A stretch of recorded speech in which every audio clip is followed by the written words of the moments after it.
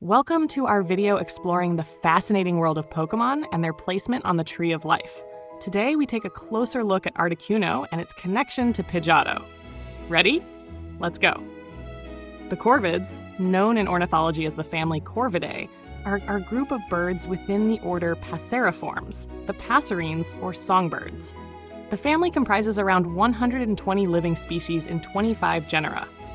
Corvids range from medium-sized to very large songbirds and are typically characterized by strong bills, robust bodies, and remarkable adaptability. Over the course of their evolutionary history, they have colonized a wide variety of habitats, and today are distributed across nearly the entire globe, with the exception of southern South America and Antarctica. Corvids have an extremely versatile diet. Depending on availability, they feed on fruits, seeds, insects, mollusks, small vertebrates, and carrion, with much of their food collected from the ground. Almost all corvid species are known to cache surplus food for later use.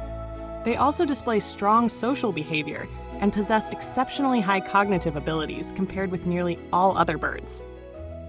Some species, particularly ravens and crows, are highly synanthropic, thriving in human-made environments.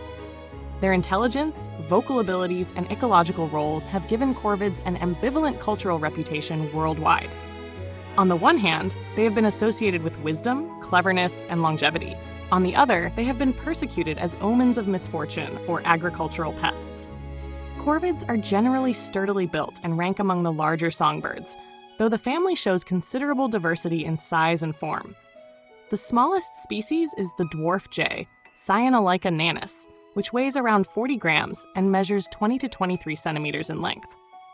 The largest are the thick-billed raven, Corvus crassirostris, and the common raven, Corvus corax, both reaching body lengths of 60 to 70 centimeters and recorded weights of up to 1.5 kilograms. These two species are not only the largest corvids, but also the largest passerines overall. There is no pronounced sexual size dimorphism in corvids. Although females are typically slightly smaller than males, the body measurements of both sexes overlap in all species. Corvids possess strong legs with elongated tarsal bones. Species that spend much of their time on the ground tend to have longer legs than more arboreal species.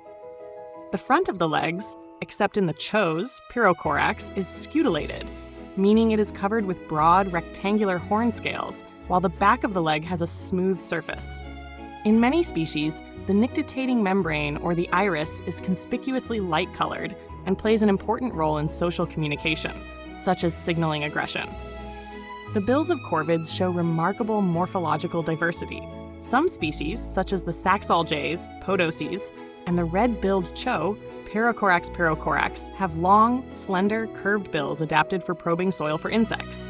In contrast, the frugivorous tree pies, Dendrocida, possess relatively short but very strong bills. Among ravens and crows, many species have evolved long, strongly arched bills, with the thick-billed raven having the largest bill of all.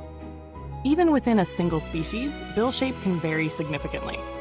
For example, European spotted nutcrackers, Nucifraga caryocatactes, have shorter, more robust bills than Siberian populations, which feed almost exclusively on spruce seeds and therefore possess longer, more slender bills. Most corvid species fall between these extremes, with bills that are strong, elongated, relatively straight, and only moderately specialized. Their coloration ranges from dark gray-black tones to vivid yellows and reds. The culmen is slightly curved and ends in a hooked tip, similar to that of shrikes, though usually less pronounced. Bill coloration generally does not differ between juveniles and adults. In species where such differences do occur, juveniles typically have paler bills, while sexually mature adults display darker gray coloration. Adapted to their diverse feeding habits, the upper digestive tract, including the bill, throat, and neck, of many corvids is shaped to allow temporary food storage. Nutcrackers, for example, possess a sublingual pouch, while true magpies, Pica, have an antilingual throat pouch in which they store nuts and seeds. The esophagus of the genera Gymnorhinus and Cyanolica is highly expandable, allowing the storage of large quantities of seeds. Because feeding strategies vary widely within the family, the stomachs of corvids differ considerably. Carnivorous species such as the common raven, as well as berry eaters like chos, possess typical soft food stomachs. In contrast, seed eaters, such as the Siberian jays, Parasaurus, and omnivorous crows of the genus Corvus, have strongly muscular gizzards. Even within this group, stomach morphology varies greatly. The Eurasian jay, Garrulus glandarius, adapted to a protein-poor diet, has a large but relatively weakly muscled stomach, whereas the closely related and sympatric nutcracker has a much smaller yet strongly muscled stomach, specialized for digesting hard, protein-rich pine seeds. A brood patch is present only in female corvids. The sole exception is the nutcracker, in which both sexes alternate incubation duties.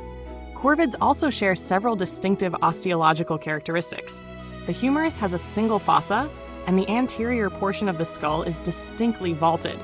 The lateral surfaces are bordered by simple jugal processes and broad postorbital processes, while the palate is widely cleft. Opposite the medium-sized ethmoid bone lies a large lacrimal bone. Both are longitudinally fused to the frontal bone, forming a long, slit-like foramen. The forehead and interorbital septum are heavily ossified. The cranial cavity, and thus the brain mass, is proportionally larger in corvids than in most other birds.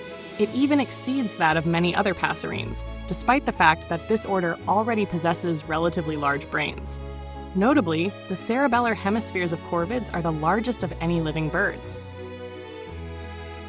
Corvid plumage also exhibits several shared traits. The entire body, except for the bill and the legs below the tarsus, is feathered. Only in some ravens and crows, the acacia jay, Zavatariornis stressamani, and the yellow-billed magpie, Pica natali, are small portions of the face unfeathered. A characteristic feature of the family is the presence of nasal bristles covering the upper mandible. Their degree of development varies widely among species and even within a single genus. In the white-necked raven, Corvus cryptoleucus, these bristles cover more than half the bill, whereas the closely related rook, Corvus frugiligus, lacks bill feathering entirely in its adult plumage. The partial or complete loss of nasal bristles in some species is generally interpreted as an adaptation to feeding behavior.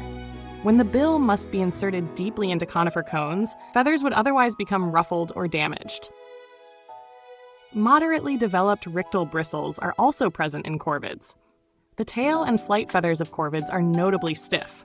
Most species possess moderately rounded, deeply fingered wings with 10 primary feathers. The outermost primary is slightly reduced, and some groups also possess an additional remicle alongside the true primaries. Corvids typically have 12 tail feathers. Exceptions include the piapiac, Telostomus afer, and the racket-tailed tree pies, Crypsorina, which have only 10. In species inhabiting open landscapes, the tail is usually short and rounded. In contrast, species living in trees and dense undergrowth often have very long, graduated tails. In these cases, the central pair of tail feathers typically extends well beyond the others. Plumage coloration also differs markedly between corvids of dense tropical forests and those of open or semi-open habitats in temperate regions. Tropical forest species are often brightly colored in shades of red, green, and blue, whereas temperate corvids tend to display more subdued gray, brown, or black plumage. Many temperate species nevertheless possess small but striking plumage patches, believed to function as visual signals. These markings are often visible only at close range or in direct sunlight, sometimes appearing like shafts of light filtering through foliage while the rest of the bird remains well camouflaged.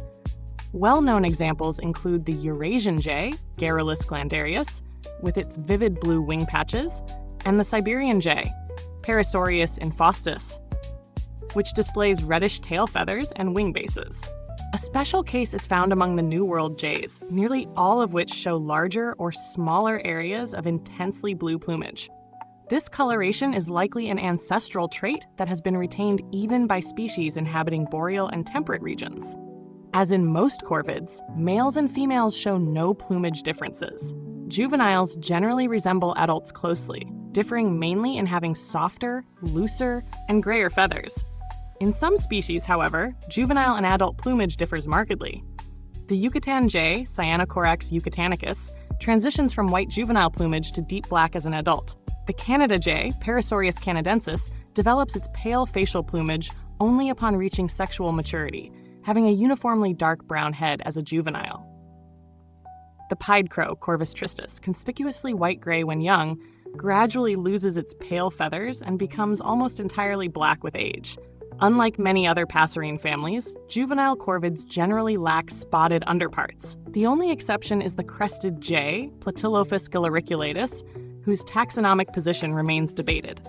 Corvids move frequently in the air, in trees, and on the ground, but their locomotion varies widely among genera and species. The highly terrestrial Saxall jays, Podoces, are agile, fast runners that often travel long distances on foot. In contrast, many Southeast Asian corvids move primarily through shrubs and branches. Their relatively short legs make them appear awkward on the ground, although they regularly descend from the canopy to forage. Smaller corvid species tend to hop frequently or exclusively, while larger species usually walk, often with an almost rigid, deliberate gait. A characteristic feature of corvid ground locomotion is an asynchronous, slightly twisted mincing step, sometimes referred to as the polka step. This gait contrasts with that of many other bipedal animals, which typically hop when moving slowly and run when moving quickly. In flight, corvids travel purposefully with steady, powerful wing beats. Long-tailed species with relatively short wings, such as the tree pies, often exhibit a more laborious or undulating flight style. Larger corvids with long wings frequently soar on thermal air currents or circle at great heights. During flight, their legs are usually tucked close to the body, though they are occasionally stretched backward.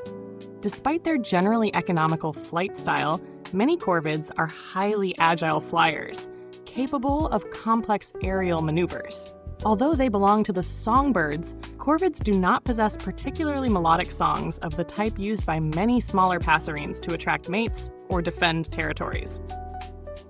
Instead of elaborate songs, corvids possess a very broad and flexible repertoire of calls, which gains additional complexity through nuance, context, and combination. Across the family, these vocalizations often sound croaking, hoarse, or rough, but they can also take on surprisingly soft, almost conversational qualities. The size of the vocal repertoire varies greatly between species. The azure jay, Cyanocorax ceruleus, is known to use around 14 distinct calls, whereas the common raven possesses as many as 80. Individual ravens, however, typically rely on a smaller subset of roughly 20 vocalizations. For most tropical corvid species, the full breadth and complexity of their vocal behavior remains poorly studied. Corvid calls are usually tied to very specific contexts, even when they differ from one another only by subtle acoustic nuances. In Swedish populations of the Siberian jay, for example, researchers have identified 14 different calls used solely for predator defense. These calls distinguish not only between owls and diurnal raptors, but also between specific threat situations and the appropriate defensive response. Calls associated with fear, aggression, or distress are typically harsh, shrill, or loud. Because these vocalizations are especially conspicuous, they are often described in the literature as typical corvid calls. Alarm calls, dominance signals, and intense begging calls tend to be rough and structurally simple. By contrast, vocalizations used in appeasement or courtship contexts, such as feeding a mate or moderate begging, are noticeably softer and gentler. Corvids also produce vocalizations that resemble song, although these appear to play only a minor role in territorial or social behavior, and are therefore far less developed than the songs of smaller passerines. These sequences, often referred to as subsong or whisper song, are quiet and loosely structured but can nonetheless sound highly musical. They typically combine various vocal elements from the species' repertoire and are used outside their usual behavioral context. Corvids most often produce such vocalizations when alone or separated from larger groups, for example during flight or while perched. Subsong frequently includes imitation of other animals or environmental sounds. Many corvid species are capable of remarkably accurate acoustic mimicry and appear to use it deliberately.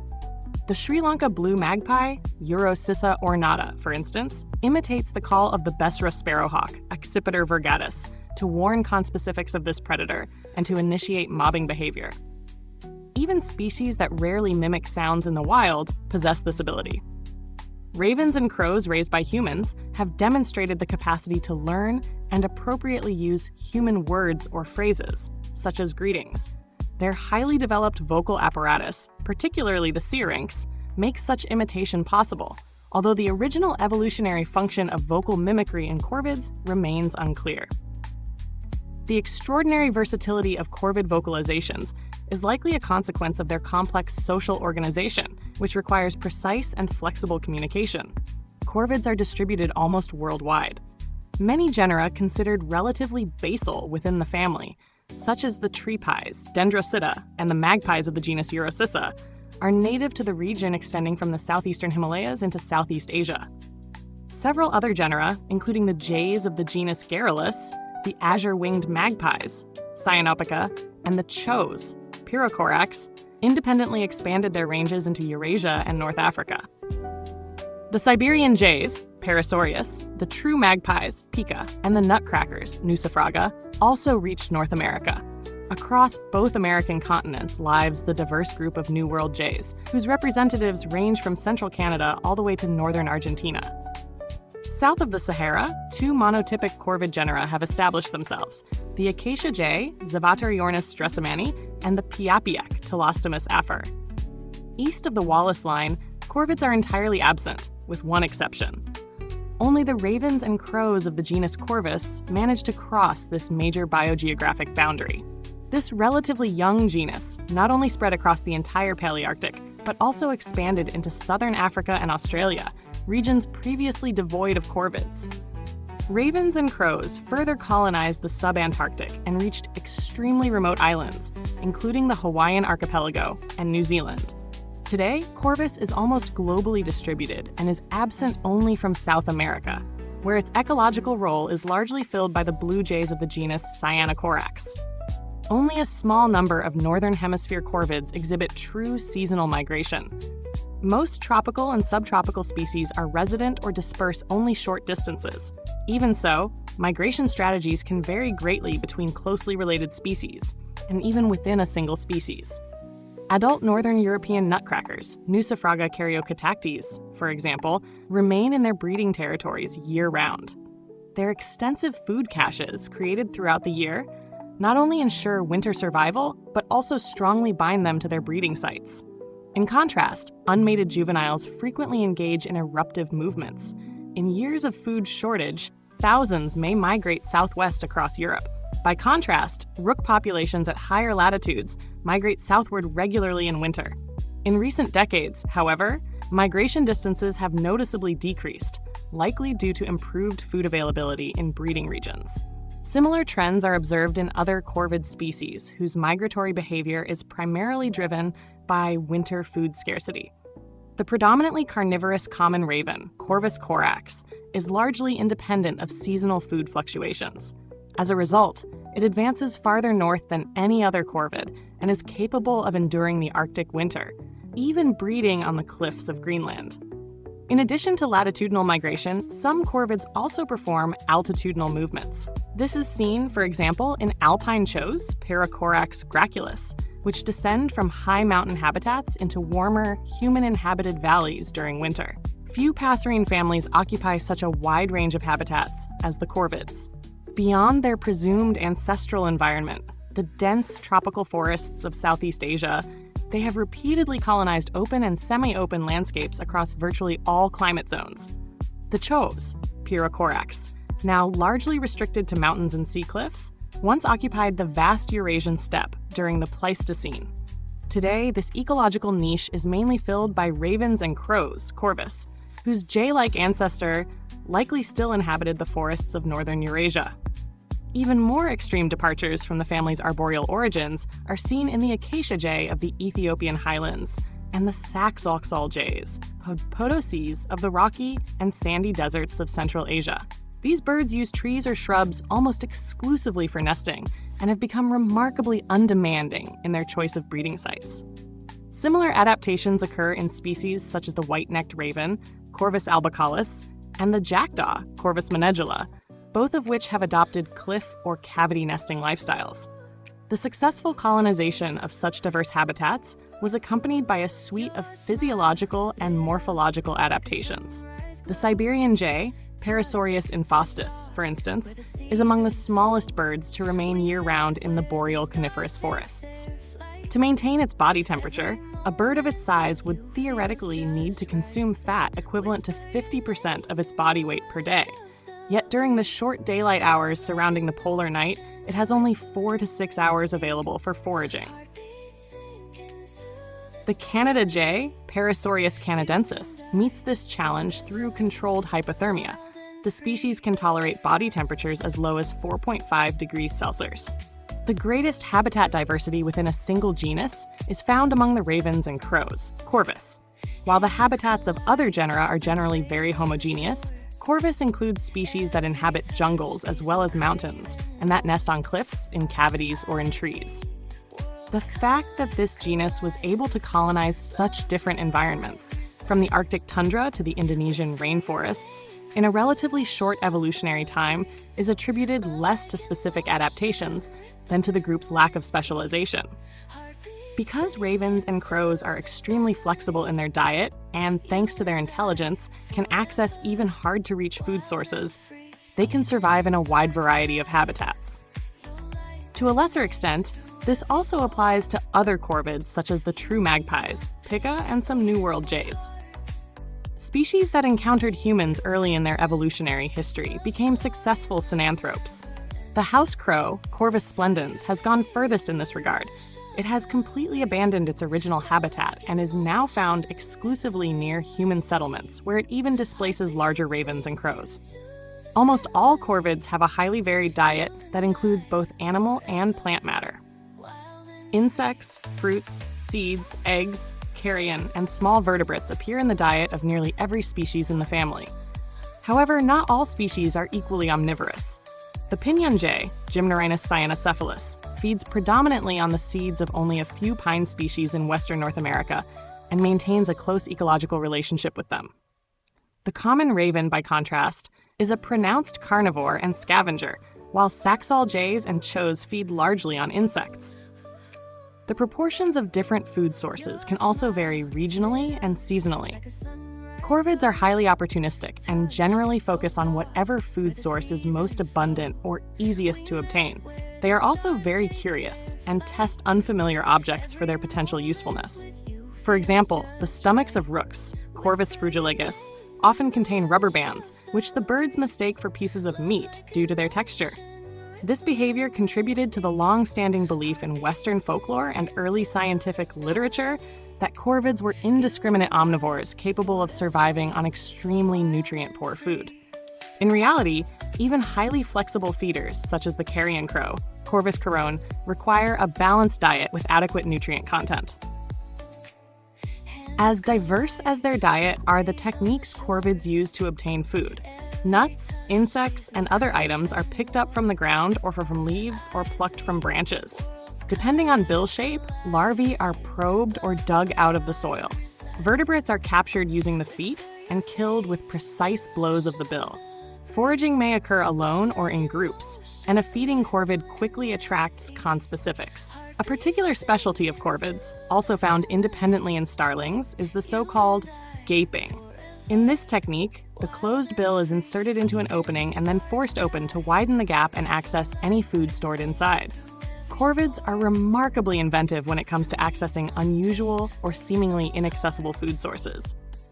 Hooded crows, Corvus cornix, in Finland have learned to pull up the unattended fishing lines of ice fishermen to eat the fish attached to them. Green jays, Cyanocorax luxuosus, have been observed using a twig to probe beneath the bark of dead trees, successfully extracting insects and consuming them. A similar behavior is well known from the New Caledonian crow, Corvus moneduloides, which carefully shapes leaf stems and then uses them to prod wood-dwelling larvae until the larvae bite into the tool, allowing the crow to pull them out of their tunnels. Kleptoparasitism is another frequently observed behavior among corvids.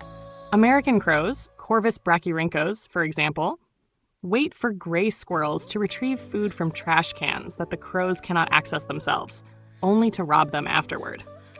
And it is not only small animals that fall victim to corvid theft. Corvids are bold and often drive larger birds of prey away from carcasses or distract them collectively in order to steal pieces of meat. The common raven may even play a role in why wolves hunt in packs. For a lone wolf, the ratio of energy gained to energy spent is most favorable. However, a flock of ravens can steal more than half of a wolf's kill, and the wolf has little means to defend against them. Only as pack size increases does the raven's success diminish. Food items are transported and manipulated primarily with the bill, though the feet are often used to hold an item in place while the bird strikes it with its bill. The jaw joint of New World jays enhances their ability to crack nuts and similar objects by further supporting the chisel-like function of the bill. Other corvids, such as Clark's nutcracker, Nucifraga columbiana, have straight, pointed bills, particularly well-suited for hammering open conifer seeds. Sticky or greasy food items are often dipped in water before consumption, likely to prevent contamination of the plumage or bill. All corvids possess a strong caching instinct, prompting them to hide surplus food for later use, even when they are not dependent on such stores. Food is usually buried, while perishable items are hidden at the surface. Siberian jays, Parasaurus, glue their food into bark crevices using saliva. Even very hungry corvids will first set aside excess food before finally beginning to eat. Caches are not stored in a single place but distributed across many small sites, often containing only a single item. These hiding places are recovered months later, even under deep snow. Unlike hoarding mammals, corvids do not rely on their sense of smell. Instead, they depend entirely on spatial memory. When one corvid observes another caching food, the observer often later raids the caches. The robbed bird learns from this experience, even if it did not witness the theft, and will no longer cache food when another conspecific is nearby. Although most caches are eventually emptied, a certain proportion of the stored food remains in the ground. In this way, some corvids play a crucial role in the dispersal of many tree species. Corvid social behavior is highly developed. All species form flocks of varying sizes that roost, feed, or travel together. The degree of sociality varies widely within the family. Rooks form large breeding and roosting colonies, and pinyon jays live in flocks averaging around 250 birds, whereas adult ravens generally move in pairs. Unpaired juveniles, however, form loose associations that forage together.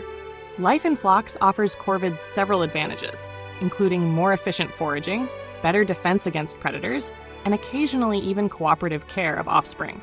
Within these groups, social hierarchies exist, but they are not necessarily transitive.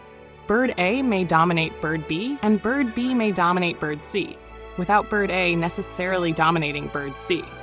A bird's dominance may also be limited to a small area, such as a nesting or roosting site, while outside that territory, another individual may hold the upper hand. An individual's position within these hierarchies determines its ability to assert itself against conspecifics when competing for food or nesting sites. Recognizing such hierarchies also helps resolve conflicts within the flock with relatively little violence. In addition to dominant structures, corvids also form friendly relationships and show caring behavior towards sick or injured group members. Breeding partners develop a particularly close bond, expressed through reduced personal distance and mutual preening. They not only occupy nesting sites together, but also defend them against conspecifics and other birds. The territories they defend can be very large, as in some raven species, or very small, as in the rook. Larger corvids have few natural predators. The common raven, the largest songbird, is preyed upon by only a handful of species, such as peregrine falcons, yet is itself capable of killing them.